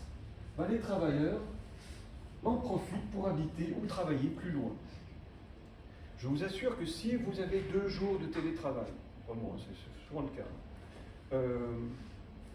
et que la famille s'agrandit par exemple, ben vous allez vous dire, si de toute façon je vais que 3 fois au boulot, je peux me permettre d'habiter plus loin, d'avoir un grand jardin pour mes enfants, etc. Donc, à court terme, c'est tout à fait efficace le télétravail, bien sûr. C'est facilement mesurable à court terme. Mais à long terme, on en profite pour travailler ou habiter plus loin. Ou bien pour aller même à l'hypermarché plus loin, enfin, etc. Faire des tas de choses plus loin, puisqu'on a plus de temps. Et on va aussi occuper son vendredi libre, vous voyez, enfin, pour des choses qu'on ne faisait pas avant, enfin, etc. On va aussi chauffer sa maison l'hiver, parce qu'on ne faisait pas avant, puisque pendant qu'on télétravaille, on est bien obligé de chauffer. Là, on a un bilan d'émissions de gaz à effet de serre qui finalement est nul. Et il y a donc plein de travaux là-dessus. Et là, heureusement, moi je ne bosse pas du tout là-dessus. J'ai plein de collègues qui ont labouré ce sujet en long, en large, en travers, et qui vous démontrent sans aucun problème que c'est même, prétendent-ils, un peu négatif pour l'environnement. Bon, en tout cas, voilà, c'est neutre. Allez, transport public.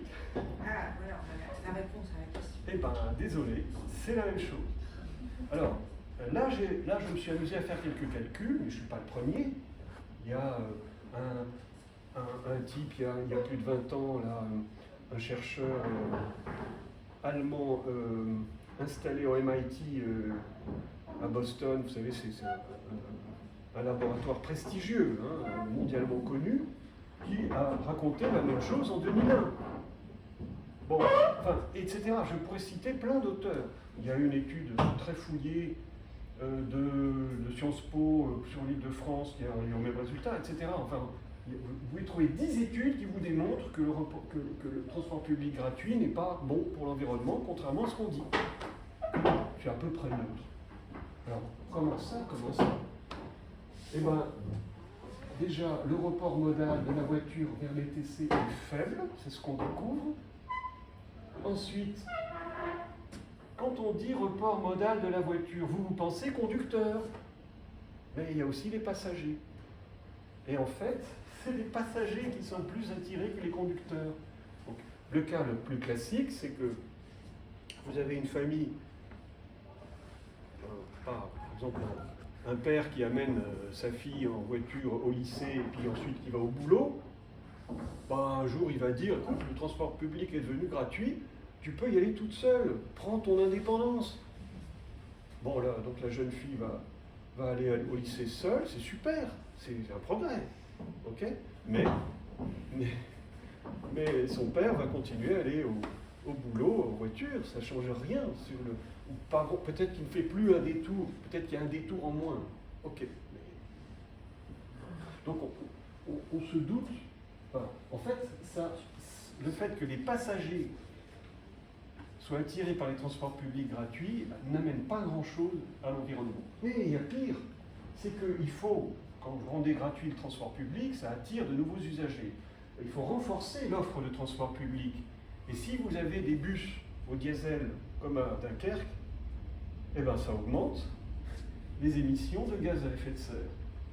Et donc, les émissions de gaz à effet de serre supplémentaires liées à l'offre accrue de transport public gomment tous les maigres avantages qu'on avait avec un peu de report modal de conducteurs vers les transports publics gratuits.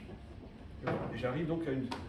Bon, et ça n'a pas empêché Patrice Vergrit, qui est un monsieur très honorable, hein, le maire de Dunkerque, qui est aujourd'hui le ministre des Transports. Tiens, alors ça inquiète tout le monde, ça inquiète tous les milieux des transports, mais il est prudent le gars, parce qu'il sait bien qu'il a un peu manipulé.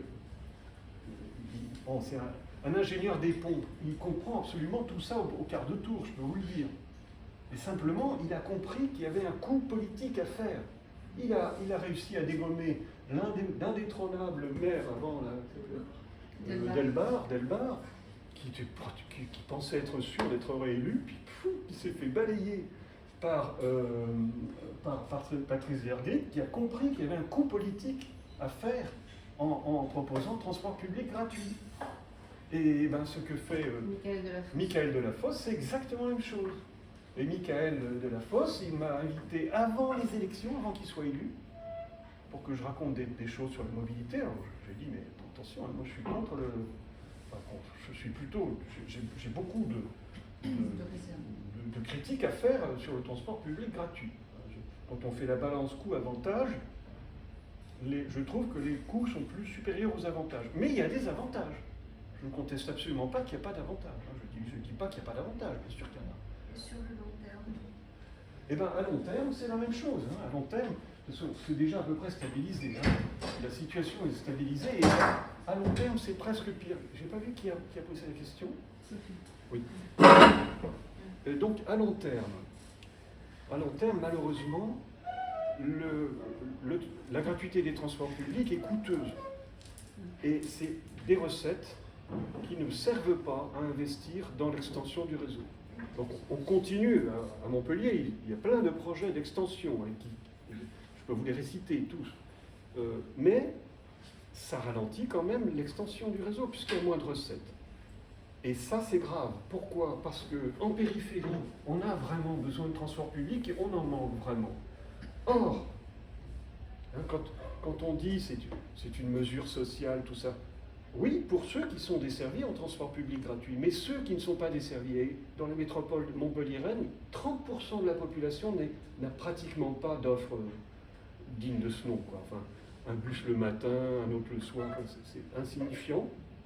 On estime qu'il y a 30, c'est pas moi qui ai fait ce calcul, 30% de la population qui n'est pas desservie correctement en transport public dans Montpellier, et qui donc se moque éperdument de cette gratuité. Pour eux, ça n'apporte rien.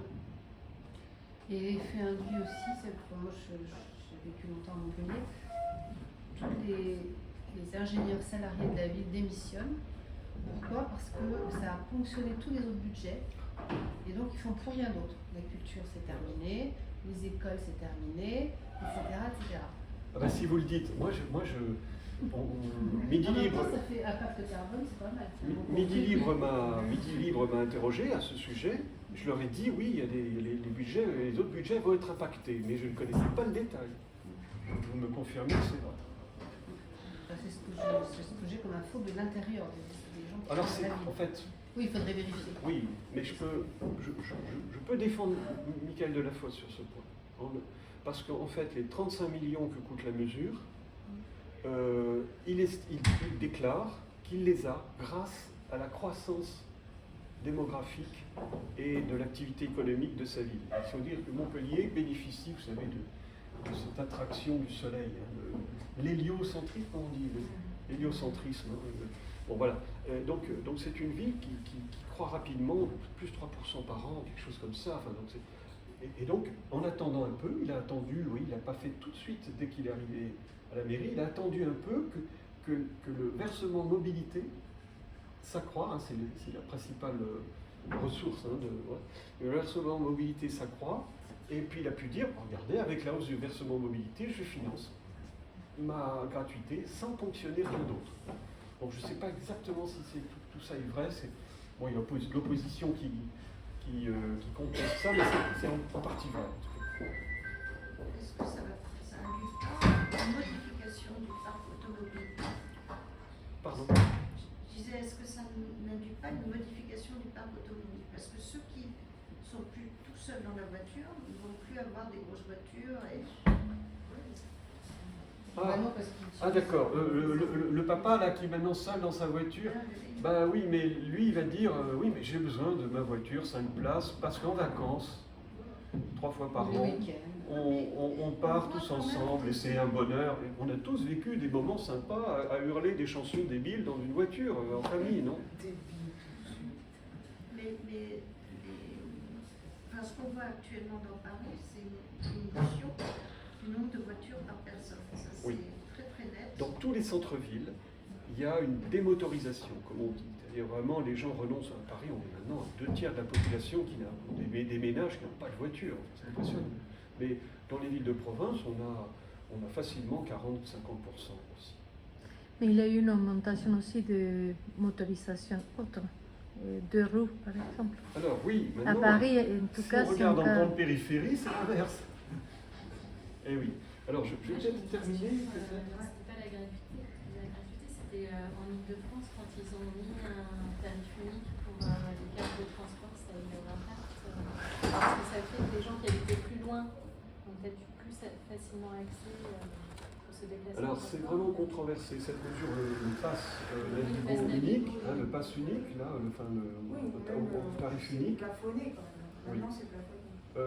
Eh bien, c'est vraiment contesté parce que, en gros, c'est présenté comme une mesure de cohésion sociale avec les gens qui habitent loin, en périphérie, mais malheureusement, et c'est vrai aussi, ça favorise l'étalement urbain.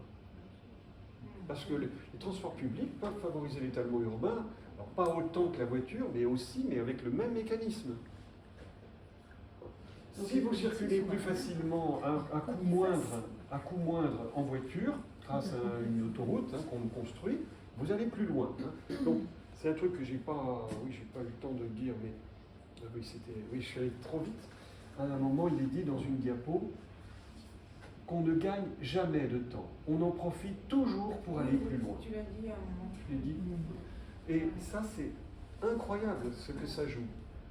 Ça veut dire que... imaginez que ce soit le contraire, qu'on gagne vraiment du temps. Figurez-vous que dans les années 60, dans les années 50, pardon, début des années 50, on faisait 4 km par jour et essentiellement à pied. Okay, donc vos grands-parents, demandez-leur s'ils vivent encore, enfin, vous voyez, voilà ce qu'ils faisaient. Eh bien, aujourd'hui, on fait 40 km et 10 fois plus vite.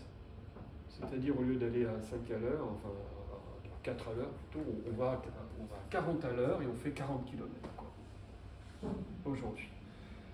Et imaginez que, je termine juste, imaginez qu'on ait gagné du temps. Si on avait gagné du temps, on ferait les 40 km d'aujourd'hui, on les ferait en 6 minutes. Pardon, les 4 km de... Ah oui, on non, le fera. attends, je m'emmène les pinceaux. Si on avait gagné du temps, on ne consacrerait à la mobilité que 6 minutes. Voilà, c'est ça que c'est-à-dire 10 fois moins, au lieu de 60 minutes. Oui. Alors donc une autre chose très importante, c'est qu'on ne se déplace que 1 heure par jour en moyenne. Et que ça, c'est toujours, ça aussi c'est une autre constante. Donc 3 à 4 déplacements par jour, et en 1 heure, voilà, c'est 2 constantes. Ça bouge un peu, donc il y a plein de débats sur pourquoi ça bouge un petit peu, mais enfin, on n'en est pas là, on n'est pas là pour détailler. C'est très stable, quand même, très très stable dans le temps. Et une fois qu'on comprend ça, eh ben voilà, il y a donc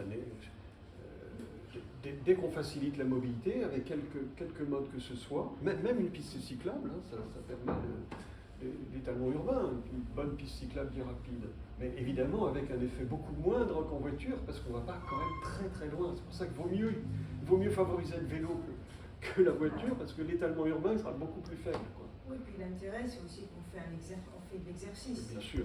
Et le transport en commun gratuit, moi je vois avec les jeunes, s'ils peuvent se transporter gratuitement, ils ont encore moins envie de marcher ou de faire du vélo. Alors j'ai regardé le détail, parce qu'on me disait, oui, on fait dans le transport public, on marche quand même. Alors je vous donne les résultats. En fait, quand on utilise les transports publics, on passe la moitié de son temps à pied. Incroyable.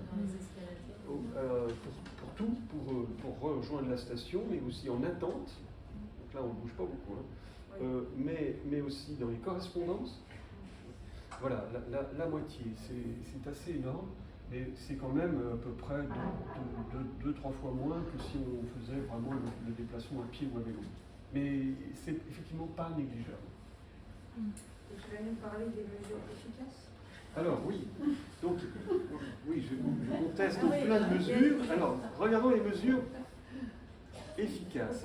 Alors, oui, quand même, une mesure qui est peu efficace et auquel vous croyez tous ici, je vais un peu écorner, un urbanisme dense et mixte. Quand même. Eh bien, alors, je vous explique. D'abord, c'est pas facile à faire du jour au lendemain, parce qu'il y a une très grande inertie du bâtiment, ça vous savez. Mais surtout, on a, grâce à cela, des déplacements pour motif travail, achat, affaires, moins longs et moins motorisés, c'est vrai, mais on a aussi, malheureusement, des déplacements pour motif loisirs, plus longs et plus motorisés, en voiture et en avion. Voilà. Et on appelle cela l'effet barbecue. C'est un collègue qui a appelé ça comme ça. Vous voyez, quand vous circulez en voiture toute la semaine pour aller au boulot, vous faites 20 km ou 30 km pour aller au boulot, puis retour, vous en avez marre de la voiture, vous la laissez au garage, la voiture, le week-end, et vous organisez un barbecue avec vos voisins. Alors c'est contesté, il y a plein de débats autour de ça, mais en gros, en tout cas, ça ne suffit pas de faire un urbanisme dense et mixte. Alors il y a un collègue, là, Xavier Desjardins, qui a sorti un livre récemment, il dit, c'est moi qui résume ce qu'il dit, il dit de façon peut-être trop compliquée, je trouve. Enfin bon, voilà. C'est en fait une condition nécessaire, mais pas suffisante. Lui, il dit, c'est une mesure assurantielle. C'est moins facile à comprendre. Mais vous voyez, c'est-à-dire que c'est possible. Voilà, ça rend possible des déplacements moindres, mais ça ne suffit pas, quoi. Je trouve que c'est plus simple de dire conditions nécessaires, mais pas suffisantes. Parce que finalement, est-ce que c'est pas que... Parce qu'il y a une sociologue qui avait fait un livre là-dessus, qui expliquait qu'on a besoin de déplacements. Parce que ce sont des moments où on n'est pas dans la famille, et on n'est pas au travail. Et ces moments-là, on rêve, on regarde le paysage, on lit un livre, on écoute quelque chose pour soi. C'est tout à fait vrai. C'est une des raisons qui fait que le covoiturage ne marche pas bien. Le covoiturage de proximité. Parce que se taper un collègue tous les jours pour aller au boulot, en revenir, alors que justement on a besoin de décompresser, c'est pas évident. Tout le monde n'a pas envie. Bon, vous pouvez être un excellent collègue et bon, c'est à vous de et alors, oui, alors d'où vient cette idée que l'urbanisme dense et mixte, c'est quand même génial. Vous voyez, c'est Newman et Kalworthy, deux Australiens, ils ont sorti cette courbe en 1989, en faisant un travail dingue sur toute trentaine de villes dans le monde, et ils montrent que les villes américaines consomment un carburant par personne dingue, parce que c'est très peu dense, c'est des villes très peu denses. Donc on a les villes américaines, c'est une gabegie incroyable de dépenses d'énergie incroyable. Alors que les villes asiatiques, ils sont hyper denses. Hong Kong est hors concours. Hong Kong est par là. Vous voyez, bon, donc Hong Kong, c'est la ville la plus dense au monde. À Hong Kong, on dépense très très peu d'énergie pour se déplacer. Donc, ce schéma, il a été tellement frappant que ça a déclenché cette idée qu'il n'y a qu'à faire des villes denses et mixtes et ça ira beaucoup mieux. Donc c'est pas une idée mauvaise, mais c'est pas suffisant, c'est ça. Oui, et puis il y a peut-être un facteur culturel, il y a aussi un livre oui, on supporterait on mal. lit beaucoup quand on est étudiant en architecture, ça s'appelle la dimension cachée, où on montre qu'on a une capacité ou pas à vivre proche. Il y a des cultures où la distance, par exemple en Norvège, la distance est beaucoup plus grande et les gens ne vont pas se parler, ne vont pas même faire de signes en se croisant parce qu'ils ont besoin de cette distance, leur bulle de confort. Tu me donneras les coordonnées de ce livre parce que ça m'intéresse. Hein. Okay. Bon, alors, des mesures efficaces. La tarification. Alors, coup de bambou, on vous fait payer le péage. Personne n'en veut du péage, mais je vous assure que ça a une certaine efficacité. Attention, pas n'importe quel péage. Pas le péage à façon Londres, parce qu'il est tout petit ce péage en fait. C'est une zone assez petite, mais vaut mieux un péage style Oslo ou Stockholm, où c'est déjà une zone bien plus grande, et où le péage est moindre. Ça coûte moins cher. Donc il y a des gens qui disent qu'en Île-de-France, il faudrait un péage qui serait à l'intérieur de l'A86, vous voyez, et 1 ou 2 euros par jour, pas plus. Ça ramènerait un fric incroyable.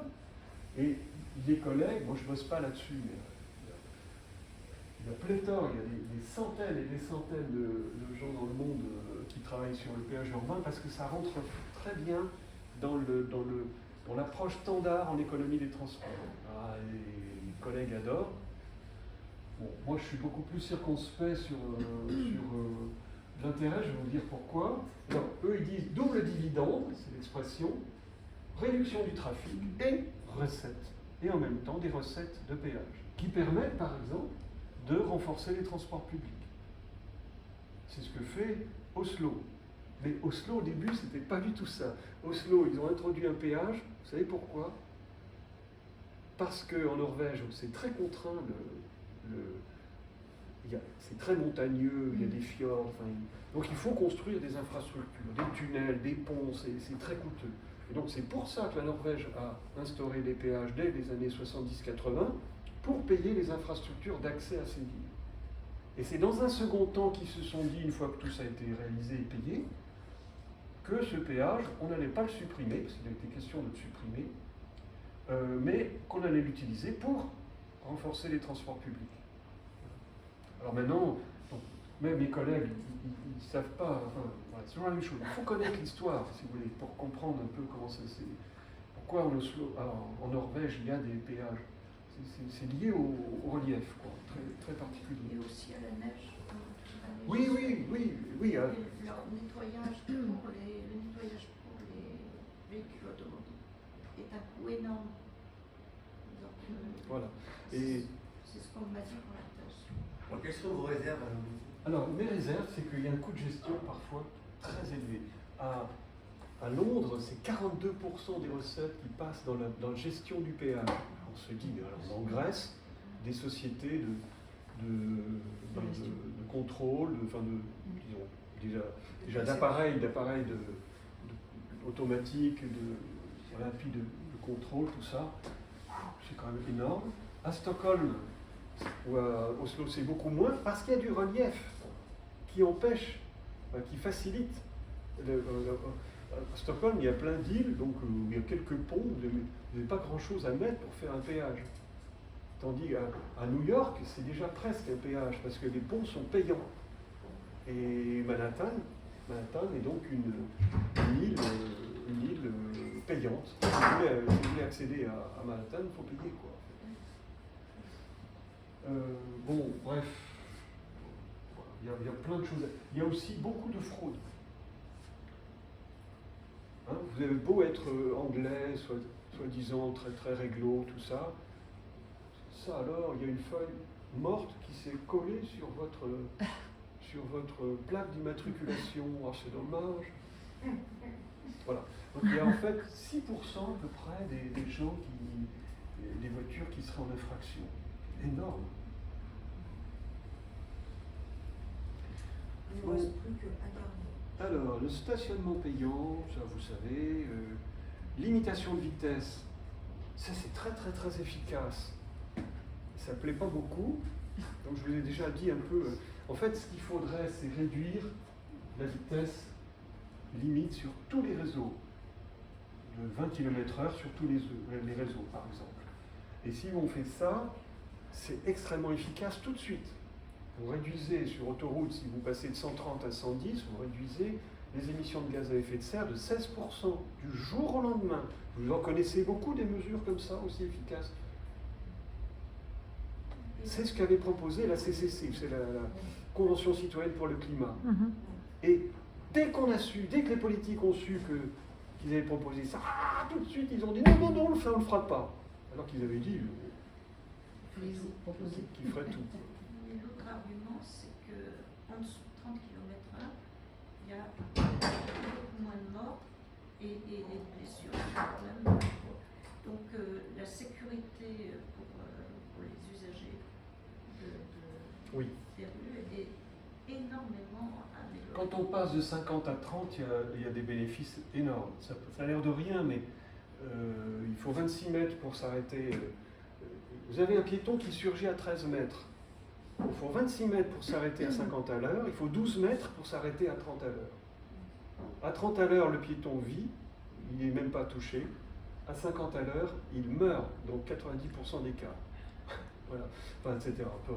Oui, parce que la voiture n'a même pas le temps de commencer à freiner quand elle roule à 50 à l'heure, si le piéton est à 13 mètres, parce qu'il y a un temps de réaction, on appelle ça comme ça, un temps de réaction d'à peu près en 1 seconde, en attention diffuse, 1 seconde, et donc le piéton est heurté à 50 à l'heure. Voilà. Pourquoi vous n'avez pas mis Paris? Parce que Paris a beaucoup de zones à Parce 30. que Paris n'est pas encore complètement en zone 30, mais ils le sont quasiment. Oui. Ils le sont quasiment. Ils ont gardé des Pour gros Paris, axes. moi je peux peut-être préciser là, c'est qu'en réalité, quand on a créé la notion de zone 30 dans les années 80, si je ne me trompe pas, mais là, Oui, oui. approximativement. Non, la zone 30 en France, Enfin, 1990, elle rentre dans le code de la route en 1990. Mais il y avait déjà effectivement avant des expérimentations. d'accord. Mais en tout cas, il disait, l'ancêtre du CERTU, enfin machin du CIREMA, donc c'était le CETUR, mais peu importe, il disait ne décidez que ça s'appelle une zone 30 et ne posez les panneaux, etc., que lorsque vous aurez obtenu le résultat, qui est une vitesse à 30. Et pour obtenir le résultat, moi j'ai un slogan. Un panneau jamais n'a eu la moindre influence sur le comportement. Un panneau, c'est uniquement un panneau de police, ça sert à verbaliser, c'est tout. Ça ne sert à rien d'autre du tout. Et pour obtenir une vitesse appropriée, on peut dire comme ça aussi, hein, une vitesse appropriée, eh ben, c'est l'environnement, c'est l'aspect général, c'est Le sol, oui, la géométrie. Alors, Quand vous avez des rétrécissements ou que le plan de circulation, c'est-à-dire les sens interdits et les sens uniques, vous oblige à faire des crochets comme ça, à la force de tourner Ben, gauche. j'ai droite, un machin, schéma là-dessus, etc. justement. Une chose qui est fondamentale dans une zone 30, c'est d'empêcher le transit. Le transit, c'est-à-dire que la zone 30 puisse être utilisée comme raccourci par ceux qui veulent éviter les bouchons sur les artères alentours. Voilà. Donc, mon quartier n'est pas un raccourci. C'est le slogan d'une association, c'est très bien trouvé. Eh bien, ça, voilà, par exemple, à Barcelone, c'est assez connu, ils ont mis en place ce qu'ils appellent des super blocs, super manzana en espagnol. Les super blocs, vous voyez, avant, on pouvait passer partout à 50 à l'heure, et puis là, hop, dans 9 îlots, enfin, les rues à l'intérieur de 9 îlots sont transformées en zone de rencontre, carrément, c'est même du 10 à l'heure. Et vous voyez, on ne voit peut-être pas bien, mais si on rentre là, on ne peut pas ressortir par là. Là, on il peut faut faire tourner ça. à gauche. Voilà, on peut faire que ça. Et là, même chose, chaque. Donc on ne traverse plus de part en part. Et pour faire ça, il suffit, vous voyez, vous mettez deux, trois plots, enfin 2-3 jardinières au milieu, là, c'est réglé. Et en fait, c'est une chose qui a commencé, c'est l'urbanisme tactique. Ils ont commencé ça à l'occasion de travaux. Ah non, c'est pas lié à le Covid. Non, pas au Covid, 2017. non, c'était pas lié au Covid, c'était lié à des travaux.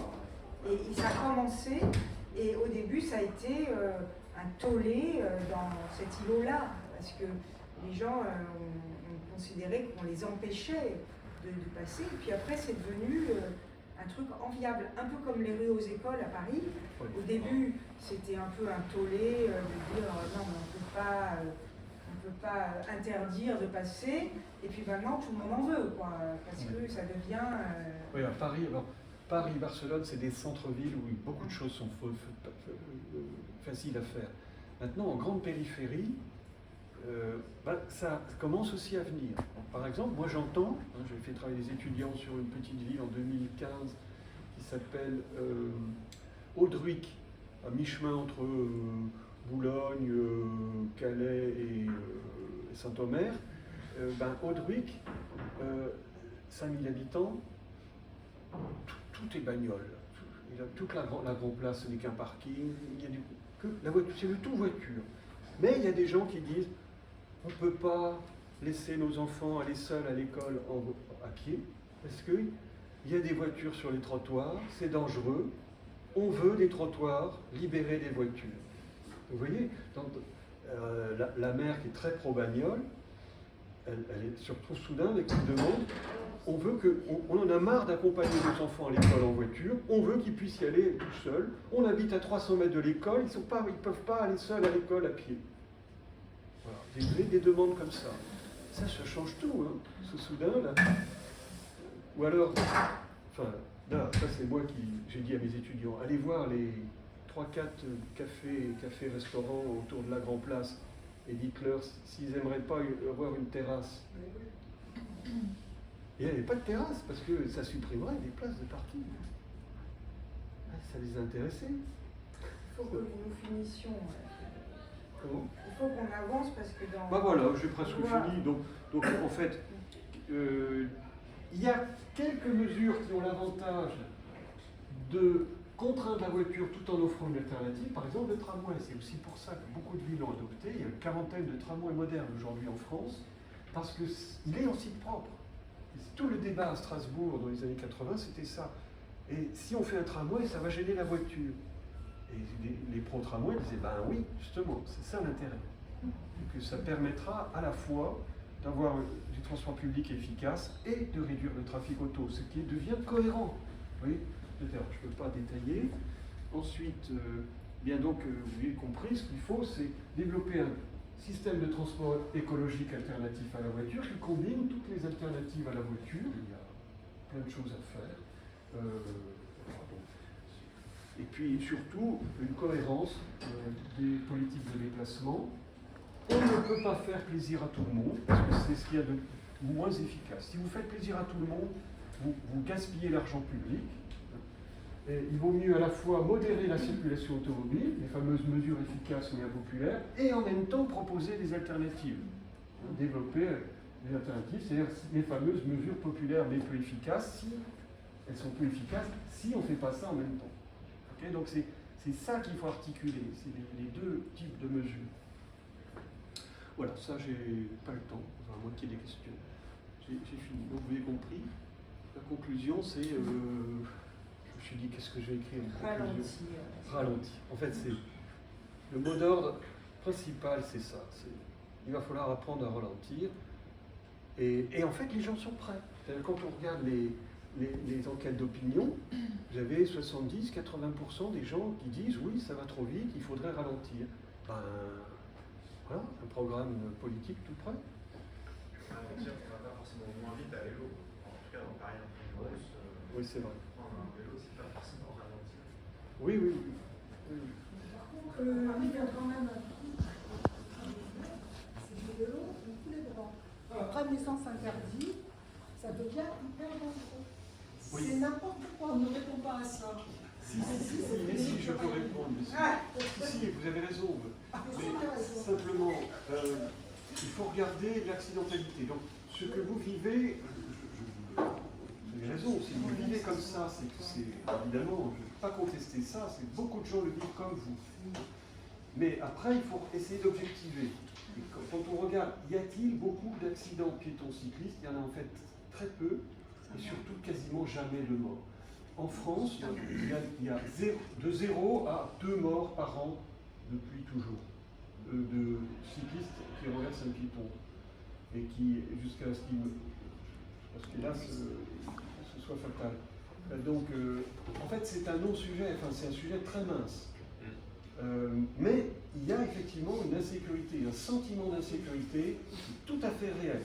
Il y a un problème de partage de la voirie. Je partage le partage de la voirie et des trottoirs. Oui. Quelqu'un qui vit à Paris le sait. Moi, j'ai été percuté par un vélo à 25 à l'heure sur un trottoir. Je me suis retrouvé par terre, la figure en sang, le gars s'est tiré.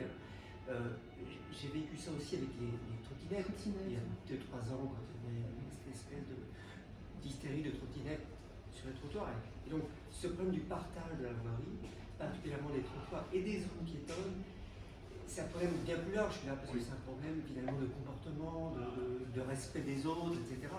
J'ai écrit un livre sur le vélo, mais en fait, moi je défends la marche d'abord. Moi aussi, la marche fantastique. La marche d'abord et la sanctuarisation des trottoirs.